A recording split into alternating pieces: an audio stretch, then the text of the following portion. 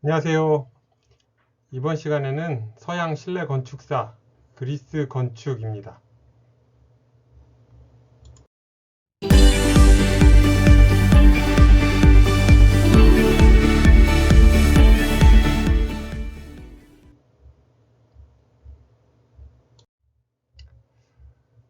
서양의 건축 미술이 본격적으로 시작된 것은 그리스 시대 때부터다라고도 말할 수 있겠는데요. 자, 그럼 그리스 건축으로 여행을 떠나 보겠습니다. 그리스의 미술과 건축은 조형 예술의 형성기이자 조화와 균형, 그리고 이상적인 아름다움을 추구했던 몰드 지역을 중심으로 한 아르키아키, 그리고 이 아르키아키의 특징은 단순, 비레미, 다양한 도기의 그림들이 있습니다. 또 두 번째로 아테네를 중심으로 파르테논 신전, 아테나, 니케 신전 등 대형 건물이 세워진 클래식기. 이 클래식기의 특징은 신화적 사고에서 벗어난 개인을 위한 조각도 등장했다라는 것이죠. 그리고 그리스 건축 미술에 각지의 고유 예술이 융합되어 인간의 감정을 자유롭고 역동적으로 표현한 페르가몬과 에페수스를 중심으로 한 헬레니즘기, 이렇게 크게 세 가지로 나눌 수 있습니다. 참, 헬레니즘기는 자유로운 자세와 격렬한 움직임, 생생한 표정으로 인간의 감정까지 표현했던 예술품들로 매우 유명합니다. 자, 여기 보시면 에게 문명이 있었던 크레타 섬이 여기에 이렇게 있습니다. 그 옆에 지중해를 끼고 이렇게 그리스가 있는데요. 그리스의 아르키아키, 헬레니즘기, 클래식기, 이렇게 각 지역별로 나뉘어지면서 세 개의 시대적 특징을 가지고 있는 것이 그리스 건축의 특징이라고 하겠습니다. 자, 그리스 신전은 미케네의 메가론, 미케네는 에게 문명의 신전이었었는데요. 거기에서부터 발전했는데 이 메가론은 궁전의 주요 실이었습니다. 그래서 신의 집이고 점차적으로 우리에게 알려진 대로는 민주주의 사회가 요구하는 유일한 장소, 아크로폴리스, 거기에서 사람들이 대화를 나누고 했던 그런 장소였던 거죠. 그리고 그리스 신전의 기능은 최소한도로 제한되었습니다. 의식적이나 상징적인 것에서 엄격히 국한되었고요. 신전의 건축 양식은 단순하고 디자인은 한 가지 방식으로 변형해서 좁은 범위에 국한되었습니다. 잘 보시면 이 신전의 특징은 에게 신전에서 보셨던 것처럼 이렇게 기둥이 역삼각형으로 되어 있습니다. 그래서 내부 기둥이 이렇게 필로스에 있는 왕궁 메가론 내부 기둥은 이렇게 역삼각형으로 되어 있더라 하는 것을 볼 수 있습니다. 또 신전의 닫힌 공간이라고 하는 내부 공간, 셀라라고 부르는데요. 셀라는 두 개의 방만으로 되어 있었는데 상징적인 장소로서 신이나 여신들에게 헌납되는 곳이었습니다. 이 건물의 멋진 시각적 모습은 건물을 둘러싼 기둥, 내부에 있는 것이 아니라 기둥에 있고요. 각 면을 따라서 기둥이 한 줄씩 더 있어서 외부에서 보면 리드미컬한 특성으로 전체를 둘러싸게 됩니다. 자, 그러면 더 자세히 신전으로 들어가 보도록 하겠습니다. 그리스 건축의 특징 첫 번째, 외부 공간의 요소를 중시했다. 이렇게 되어 있습니다. 신전의 평면은 균형 있는 대칭 형태를 이루면서 시대 변화에 따라서 전면, 후면, 사방순으로 10줄을 계획하였는데요.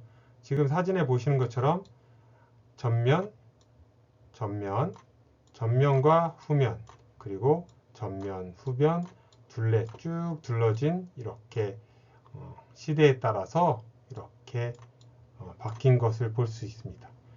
그런데 이때 신전 크기의 변화에 비해서 사각형 내부 공간인 셀라라고 부르는 이 공간은 그렇게 크기가 상대적으로 발전되지 않은 것을 볼 수 있습니다. 그리스인들이 중요시 여긴 것은 이처럼 내부 공간보다는 외부 공간 요소로서의 신전이었다라고 예상할 수 있는 대목입니다. 그러니까 내부에서 뭔가를 보는 게 아니라 외부에서 이 신전을 바라보는 것에 중점을 두었다라고 말씀드릴 수 있겠습니다. 보시면 헤라 신전도 크기가 샬라가 이렇게 작게 되어 있는데 여기 아테네 신전은 조금 크게 되어 있죠. 그래서 헤라 신전, 포세이돈 신전, 아테나 신전 뭐 이렇게 되어 있는 것을 볼 수 있고요. 또 그 특징 두 번째로는 자연 지형을 이용하였다입니다. 지금 보고 계신 것은 아테네에 있는 히로테스 아티쿠스 극장인데요. 극장과 경기장의 관람석은 자연적 지형, 그러니까 산의 언덕배기, 언덕의 구름 뭐 이런 것들을 잘 이용을 해서 계획한 것을 볼 수 있는데요. 이는 그리스 건축의 과학적이고 합리적인 성격을 잘 보여주고 있다고 하겠습니다. 저도 이곳에는 직접 가보지 못했는데 텔레비전에서 보면 얼마 전에 버스킹, 노래하는 버스킹 우리나라 가수들이 이 공간에 가서 노래 부르는 프로를 제가 잠깐 본 것 같아요. 그래서 이 공간에서 노래를 부르는데 이렇게 움푹 파여져 있기 때문에 메아리 쳐서 공간이 쫙 울리는 어느 대극장 못지않은 그런 울림을 자연이 선사해 준다라고 그 가수들이 말하는 걸 들었습니다. 이처럼 지혜롭고 합리적인 공간 계획을 했다라고 말씀드릴 수 있겠습니다. 다음 그 특징 세 번째입니다. 기둥을 열주로 이렇게 나열을 하다 보면 우리의 눈이 착시 현상을 일으켜서 지금 사진에 보시는 것처럼 그림 왼쪽 보시는 것처럼 이렇게 건물이 휘어져 보이고 기울어져 보이는데 이런 착시 교정 기법으로 배흘림 기법, 첫 번째로 배흘림 기법을 썼습니다. 그래서 수직의 평행선인 경우 중앙 부위가 오목하게 보이는 착시 현상을 교정하기 위해서 중앙 부분을 직경을 두껍게 그래서 항아리 기둥을 만들었다. 수직으로 계속 되어 있으면 이게 가운데가 이렇게 볼록해져 보이는 것 같은 착시 현상을 피하기 위해서 배을림 기둥을 썼다. 그래서 두 번째 라이즈 현상인데요. 긴 수평면의 경우 중앙 부위가 지금 이 사진 보시는 것처럼 이렇게 처져 보일 수 있다고 해요. 그래서 이 처져 보이는 착시 현상을 교정하기 위해서 수평적인 요소인 기단과 엔터블레처를 약간씩 이렇게 솟아오르게 했다.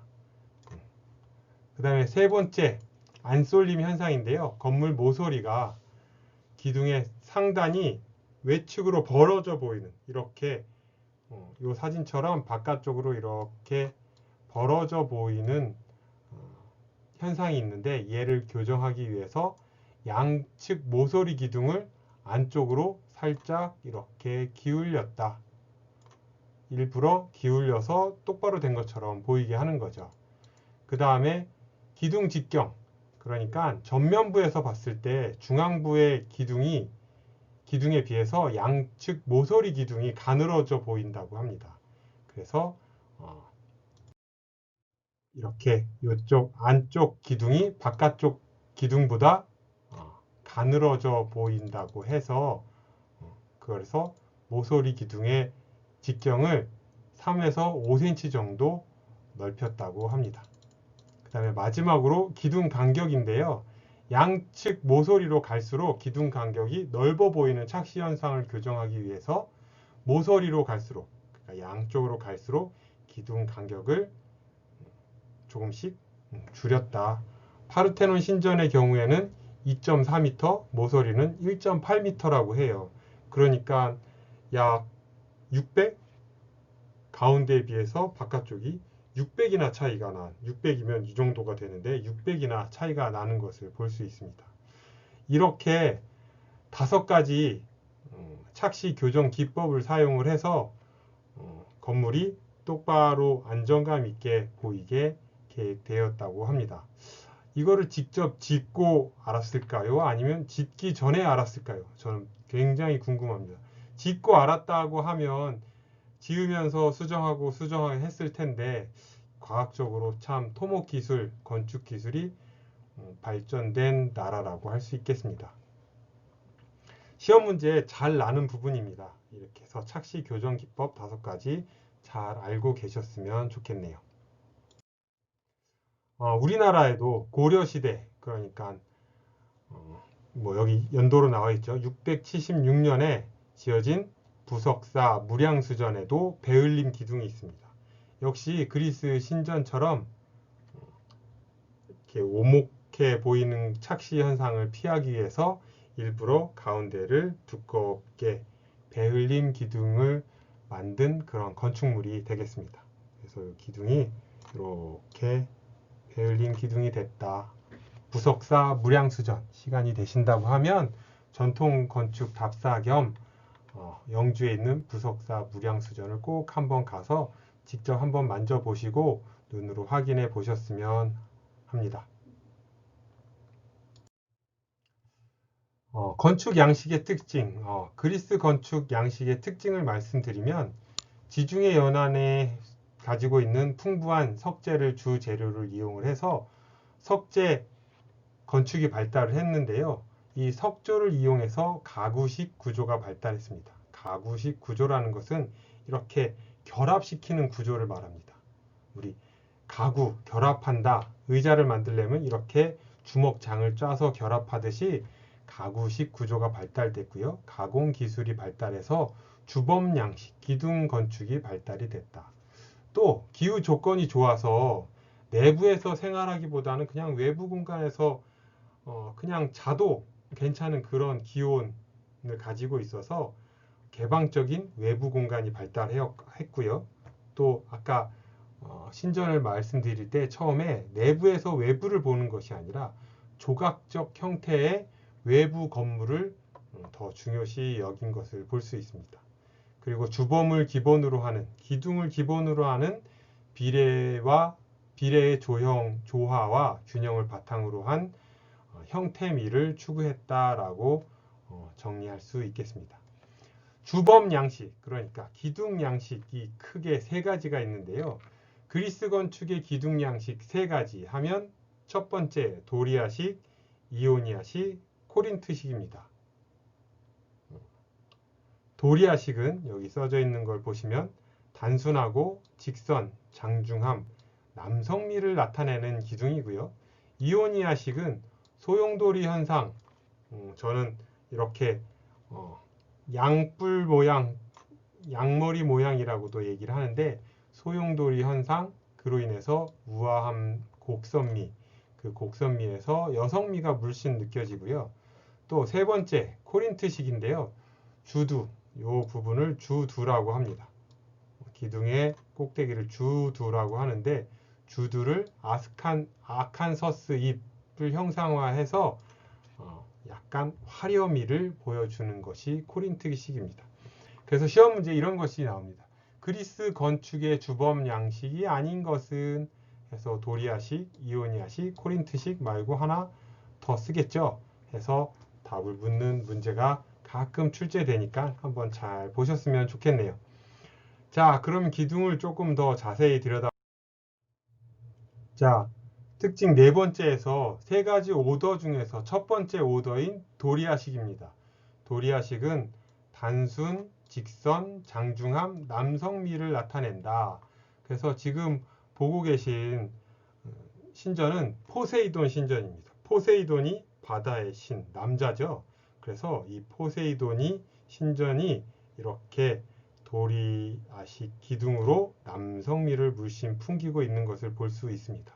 그리고 기둥에 밋밋한 기둥을 만들지 않고 이렇게 기둥을 단면도를 자른다고 하면 이렇게 움푹 파여진 것을 볼 수 있는데요. 아까 말씀드렸듯이 외부에서 바라보는 건물 외향을 중시 여겼다고 했는데 이렇게 이 홈이 파여져 있어서 그림자가 져서 기둥이 더 입체감을 만드는, 그래서 외부에서 봤을 때 더 웅장한 장중함을 표현할 수 있기 때문에 이렇게 세로로 길게 홈을 쭉 낸 것을 볼 수 있습니다. 다음으로는 이오니아식 기둥입니다. 이오니아식은 이렇게 제가 아까 양머리처럼 양쪽에 되어 있다고 했죠. 달팽이 모양이라고도 하고요. 그래서 소용돌이 현상으로 인해서 우아함과 곡선적 여성미를 가지고 있다. 그래서 아테네 니케 신전인데요. 우리 나이키가 여신 아테나 니케, 나이키 니케 신전인데요. 이 신전 안에서 이렇게 날개 달린 여신이 발견이 돼서 그 여신에서 간략화시켜서 이 나이키의 로고가 됐다고 합니다. 어쨌든 아테네 니케 신전입니다. 우아한 곡선적 여성미를 나타내는 주들을 가지고 있다. 한번 같이 메모지에 이렇게 한번 그려보셨으면 좋겠어요. 아까 도리아식, 이오니아식. 자, 다음은 코린트식이 나오겠죠? 네, 코린트식입니다. 올림피아 제우스 신전. 태양의 신 제우스죠. 그래서 신 중에 제일 위였었나요? 그랬던 것 같은데 코린트식인데 주들을 아칸서스 잎을 형상화해서 장식했기 때문에 화려하다. 그래서 왕 중의 왕, 신 중의 신. 그래서 제우스 신전에 이렇게 화려하게 장식되어 있는 것을 볼 수 있습니다. 자, 우리 도리아식, 이오니아식, 코린트식, 그리스 건축의 세 가지 오더는 이렇게 나뉘어지고 그 특징들을 다시 한번 사진을 보면서 살펴봤습니다.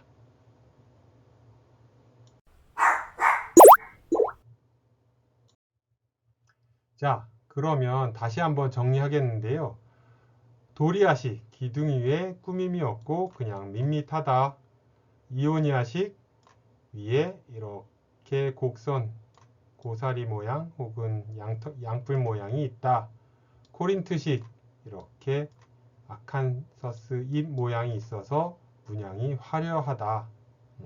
그래서 빨간 표시로 되어 있는 게 그리스 양식의 주범 기둥 양식이겠습니다.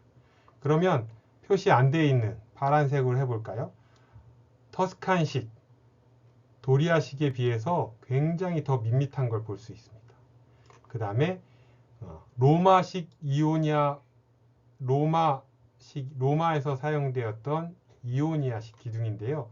똑같이 이렇게 양 기둥이 말린 것처럼 되어 있긴 한데 그리스 버전보다 조금 더 여기 화려한 걸 볼 수 있습니다.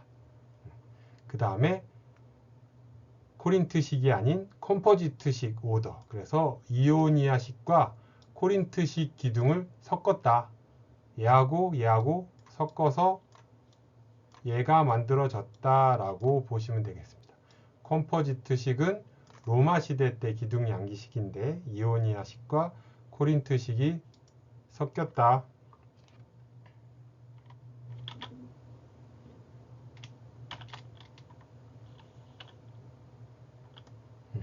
라고 보시면 되겠습니다.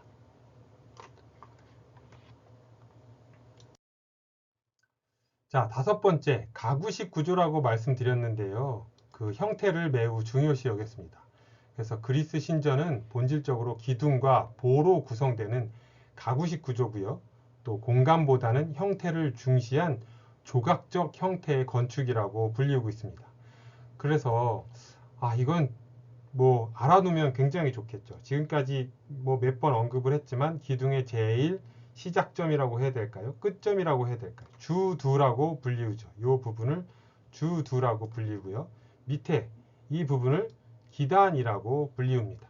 그 다음에 여기 요 주두 끝나는 데서부터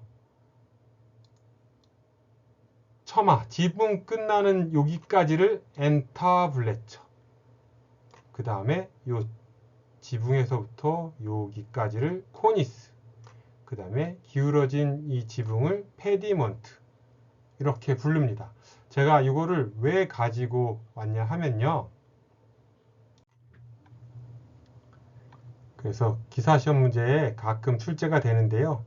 이렇게 1번부터 엔타블레처, 코니스, 페디먼트, 주드, 기단 명칭 알아놓으셔서 만약에 시험 문제 나온다고 하면 틀리지 않고 맞히셨으면 좋겠습니다. 저도 중간고사에 낼 것 같네요. 자, 다음 그리스의 건축 도시계획입니다. 그리스는 독립도시들의 연방국가와 각 도시국가는 한 도시를 중심으로 성립이 되었는데요. 크게 아크로폴리스와 아고라라는 도시 구조를 양대 핵심으로 발전하게 됩니다. 그럼 아크로폴리스는 뭐냐? 이 아크로폴리스인데요. 언덕배기에 위치해 있어서 신전이 위치하는 성역의 장소로서 경관이 좋고 유사시에 방어하기 쉬운 언덕에 위치해 있습니다. 그리스 신전이 근본적으로 이것 때문에 건축 작품인가 조각 작품인가 라는 논란에 많이 휩싸이게 되기도 하는데요. 이러한 논쟁은 아크로폴리스를 건축의 외부 공간으로 봄으로써 극복됐다라고 말할 수 있겠습니다. 다음 사진에서 나올 텐데요. 얘는 지금 아래에서 올려다 본 겁니다. 그래서 이 아크로폴리스, 파르테논 신전을 비롯한 주변에 이렇게 원래는 되어 있었던 거죠. 그런데 이제 많이 망가져서 이렇게 되어 있는 거다라고 보시면 되겠습니다. 아크로폴리스는 쉽게 얘기해서 신전이 위치하는 성역의 장소다. 뒤에 그러면 아고라가 나오겠죠. 아고라와 아크로폴리스 같이 나올 텐데 그때 사진에 보시면 더 이해하기 쉬우실 겁니다. 이처럼 아크로폴리스는 언덕 위에 쭉 이만한 사람들이 지금 막 걸어 올라오는 거 보이시죠? 10번이 뭐예요? 파르테논 신전. 가운데 여기는 5번은 이렇게 커다란 여신상이 이렇게 있었다고 합니다. 파르테논 신전은 2차 세계대전 당시에 터키군이 설마 니네가 여기를 폭격하겠어 해서 터키군이 제일 아끼던 탄약을 이 파르테논 신전에다가 이렇게 저장을 하게 됩니다. 탄약고로 사용을 하게 되는 거죠. 니네가 인간이라면 여기를 폭격하지는 않을 것이다 했는데 폭격을 한 게 아니고 취급 부주의로 인해서 이 탄약고가 폭발하게 됩니다. 그래서 현재의 아크로폴리스, 그러니까 이 파르테논 신전을 비롯한 많은 신전들이 폭격이 아닌 자폭에 의해서 그렇게 산산조각이 났다. 이 전쟁이라는 게 우리에게 너무 많은 문화유산을 앗아갔습니다. 자, 그래서 이 아크로폴리스에는 이렇게 파르테논 신전, 니케 신전, 에릭테이온 신전, 여신들을 갖다 놨다 이런 말로 있는데 뒤에 가서 더 자세히 알아보도록 하고요. 어쨌든 이렇게 신들을 모신 신전으로 구성이 되어 있다라고 정리하겠습니다. 자, 그럼 아까 잠깐 말했던 신전인데요. 페르시아하고 아테네 전투에서 페르시아, 그러니까 지금의 러시아 쪽이겠죠. 아테네와 페르시아가 전쟁이 붙었는데 아테네가 페르시아로 전쟁을 하러 갑니다. 가는 길목에 있던 카리아라는 소국이 있었는데 그 소국이 니네 우리 편 들을래? 아니 우리는 아무 편도 안 들을래 했는데 얘네가 몰래 페르시아 편을 듭니다. 그래서 그런데 아테네가 질 것 같았으니까 얘네가 페르시아 편을 들었겠죠. 그런데 아테네가 승리를 합니다. 그 전쟁에서 승리를 하고 돌아오면서 그 카리아에 있는 모든 남자를 다 죽입니다. 그리고 모든 여자를 다 노예로 끌고 와서 이게 너무 아름답다고 하는데 아름다운 게 아니라 노예로 끌고 와서 이렇게 무거운 지붕을 받치고 있는 그런 기둥 역할, 카리아의 여인들을 이렇게 기둥으로 만들어 놓은 겁니다. 한마디로 뭐예요? 니네 우리를 배신하면 이렇게 무거운 기둥을 머리에 이고 있어야 돼. 니네는 우리의 영원한 종이야. 이렇게 무서움을 표하는 그런 기둥이라고 할 수 있겠습니다. 우리나라에도 있습니다. 강화도 전등사에 가면 이렇게 지붕 처마 밑에 작은 원숭이 같은 이렇게 목조, 나신상이 이렇게 있는데요. 이건 뭐냐 하면 목수들이 작업을 할 때 주막을 한밥집이라고 하죠, 우리. 주막에 밥을 대놓고 먹는 거죠. 근데 주막에서 한두 명이 아니라 여러 사람의 식사를 대접해야 하다 보니 선불로 돈을 주겠죠, 주막에. 그랬더니 이 주막의 주인이 이 돈을 가지고 튄 거예요. 도망을 간 거예요. 그래서 이 목수가 너무 화가 나서 한마디로 이렇게 자그마하게 그 도망간 주막집 여인, 주막집 주인, 여인인지 남자인지 모르겠네. 주막집 주인을 형상화해서 지붕을 떠받치게. 넌 평생 내 돈을 갖고 도망갔으니 지붕을 이고 있어라 하고 만든 그런 형상이라고 합니다. 재밌죠? 그럼 아크로폴리스의 파르테논 신전 도면을 잠깐 볼 텐데요. 파르테논 신전이 안 부서졌다고 하면 내부에 이렇게 아테나 파르테노스가 이렇게 크게 자리 잡고 있는 걸 볼 수 있고요. 이렇게 커다란 테두리로 둘러싸여져 있는 기둥이 10주가 바깥쪽에 하나, 안쪽에 이렇게 또 내부에도 기둥이 이렇게 있는 것을 볼 수 있습니다. 빨리 복원됐으면 정말 멋있을 것 같습니다. 자, 아고라입니다. 우리가 아까 말했던 아크로폴리스는 이렇게 산 꼭대기라고 해야 되나요? 언덕 꼭대기라고 해야 되나요? 그거에 비해서 이 아고라는 서민들이 살고 있던 그런 동네, 마을이라고 해도 과언이 아닐 것입니다. 도시 생활의 중심적 기능을 담당했고요. 시민들의 정치, 경제, 상업, 그래서 이것들을 통해서 일상 활동을 수용하고 또 야외 공공 광장으로서 광장 중심으로 스토어, 시장, 공공기관, 극장이 위치해 있는 걸 볼 수 있습니다. 그래서 스토어는 지붕과 열주로만 만들어진 요걸 말하는 걸 거예요. 그래서 스토어는 지붕과 열주로만 만들어진 개방적 공간으로 시민들의 토론, 집회를 위한 장소로서 그리스인들의 중심적인 공간. 그래서 현대 민주주의의 근원을 이루는 곳이다 라고 말할 수 있겠습니다. 오픈된 곳에서 서로 토론하고 얘기하고 싸우는, 우리나라 국회의사당도 이처럼 좀 오픈이 돼서 국회의원들이 어떻게 토론하고 논쟁하는지 국민들이 좀 볼 수 있으면 어떨까 하는 바람이 조금 생기네요. 자, 그리고 일반적인 주거 공간입니다. 5개 야외 생활에 치중을 했는데 날씨가 너무 좋았기 때문에, 지중해 기후가 날씨가 너무 좋기 때문에 굳이 집 안으로 들어가서 문을 닫고 잠을 청하고 이렇지 않았기 때문에 이렇게 닫힌 공간이 별로 없었다고 합니다. 그래서 다른 건축 분야에 비해서 주거 공간이 수준이 매우 낮았고요. BC 6세기경부터 중정식 평면의 주택이 생겼고 이것들이 주류를 이루었다고 합니다.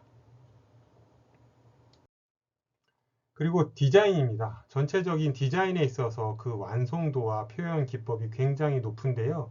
이렇게 도자기에 지금 보고 계신 것은 오디푸스 신화의 오디푸스와 스핑크스를 보여주고 있습니다. 기둥, 자기들이 많이 표현했던 이렇게 기둥도 표현하는 것을 볼 수 있고요. 이렇게 볼루트라는 이렇게 이런 패턴들을 사용한 걸 볼 수 있습니다. 또 다양한 도자기에 화려한 이렇게 무늬들을 새겨서 디자인이 섬세하고 화려해진 것을 볼 수 있습니다. 또 이렇게 우아한 의상, 그 당시에 입었던 복식 역사까지도 살펴볼 수 있는데요. 우아한 의상과 이렇게 다리가 이렇게 구부러진, 곡선미의 절묘한 조화도 함께 엿볼 수 있고요. 도자기의 다양한 형태, 그리고 그 형태에도 나오는 이런 패턴 모양, 그리고 음각으로 새긴 이런 전사의 모양, 또 이런 곡선이 동양의 도자기와는 다르지만 어쨌든 각종 모티브에서 곡선미를 많이 표현한 것을 볼 수 있습니다.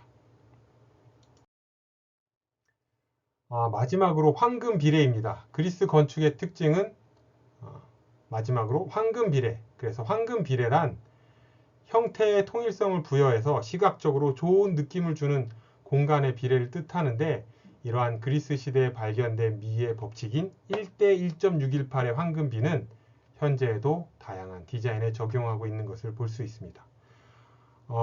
근대 건축의 아버지라고 불리우는 르꼬르비제가 16살 때 배낭여행, 우리로 치면 배낭여행을 떠납니다.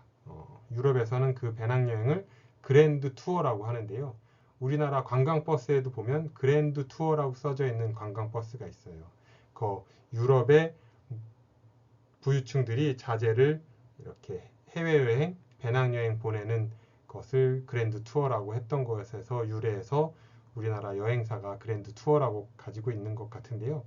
르꼬르비제도 이 파르테논 신전에 가서 몇 날 며칠을 실측을 하면서 이 황금 비례를 깨우치고 본인의 작품 속에 많은 황금 비례를 담은 것을 볼 수 있습니다. 서양에 황금 비례가 있다고 하면 우리나라 석굴암도 완벽한 황금 비례를 가지고 있다고 하죠. 어쨌든 여러분들도 공간을 계획함에 있어서 나도 황금 비례를 한번 표현해 봐야지 라는 생각으로 계획을 해보신다고 하면 또 다른 재미를 느끼시지 않을까 생각이 듭니다. 그럼 우리 여기서 문제 한번 풀어볼까요? 고대 그리스 건축에 대한 설명 중 옳지 않은 것은 1번 컴포지트 오더가 주로 사용되었다. 2번 그리스 신전 건축은 본질적으로 기둥과 보로 구성되는 가구식 구조이다. 3번 신전 건축이 절정을 이루었으며 조화와 균형에 중점을 두었다. 4번 파르테논 신전에서는 착시 현상을 교정하기 위해서 기둥에 엔타시스, 베을림이 사용되었다. 답은 두구두구두구두구두구두구두구. 답은 1번. 컴포지트식 오더는 그리스 건축이 아니라 로마 시대 때 건축. 그래서 이오니아식과 코린트식이 합쳐진 게 컴포지트식이라고 말씀드렸습니다. 그래서 다시 한번 확인하면 그리스 건축은 기둥과 보로 구성된 짜맞추는 가구식 구조다. 그 다음에 신전 건축은 조화와 균형에 중점을 두었다. 그러면서 내부보다는 외부에서 보여지는 미에 충실했다 라고 말씀드렸고요. 기다란 10줄을 나열하다 보면 착시 현상이 발생하는데 그 착시 현상을 교정하기 위해서 엔타시스가 사용되었다라고 말씀드렸습니다. 자, 그럼 그리스 특징을 정리해 보도록 하겠습니다. 첫 번째, 가구식 구조와 외부 공간의 요소를 중시했다. 두 번째, 자연 지형을 이용한 합리적인 건축물을 계획하였다. 세 번째, 엔타시스를 통한 착시 교정 기법을 사용을 해서 건축물의 기둥을 똑바로 보이게, 건물이 쓰러지지 않는, 비틀어 보이지 않게 똑바로 보이게 만들었다. 네 번째, 그리스 건축의 세 가지 오더, 뭐라고 그랬죠? 도리아식, 이오니아식, 코린트식. 로마 시대 건축 오더는 더스칸식, 이오니아식. 같은 이오니아식인데 조금 더 화려했다고 말씀드렸고요. 마지막 하나는 컴포지트식. 이렇게 나누어진다고 말씀드렸습니다. 그리고 다섯 번째, 1대 1.618인 황금 비례를 통해서 그 비례감과 조형미의 극대치를 만들려고 했다라고 정리할 수 있겠습니다. 이것으로 그리스 건축에 대해서 마치도록 하겠습니다. 수고하셨습니다.